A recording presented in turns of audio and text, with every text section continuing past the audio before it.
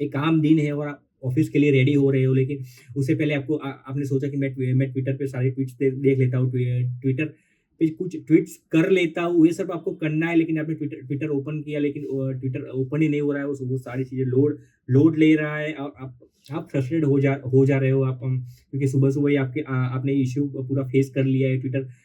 की सारी tweets open नहीं हो रहे हैं, आप ट्विटर ओपन नहीं कर पा रहे हो, सारा सब कुछ सब लोड हो रहा है और आप दोपहर को जब लंच करने बैठते हो, तो लंच करते-करते आपको ये आदत है कि अब अभी कुछ चिल कर लेते थे, अब कोई कोई शो देख लेते हैं, लेकिन आप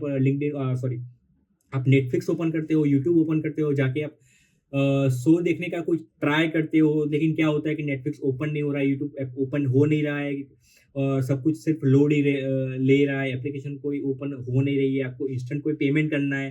तो पेमेंट पेमेंट आप करने जा रहे हो, तो पेमेंट की कोई एप्लीकेशन ओपन नहीं हो रही है और पेमेंट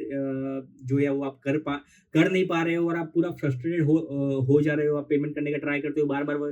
फेल हो जाता है और इनिशियली लगता है कि शायद पर्टिकुलर कोई एप्लीकेशन में इश्यू है और जैसे-जैसे दिन पूरा होता है, आपको रियलाइज़ होता है कि ये सिर्फ़ कोई पर्टिकुलर एप्लीकेशन में कोई इश्यू नहीं है, लेकिन पूरे इंटरनेट में यही सेम दिक्कत चल रही है और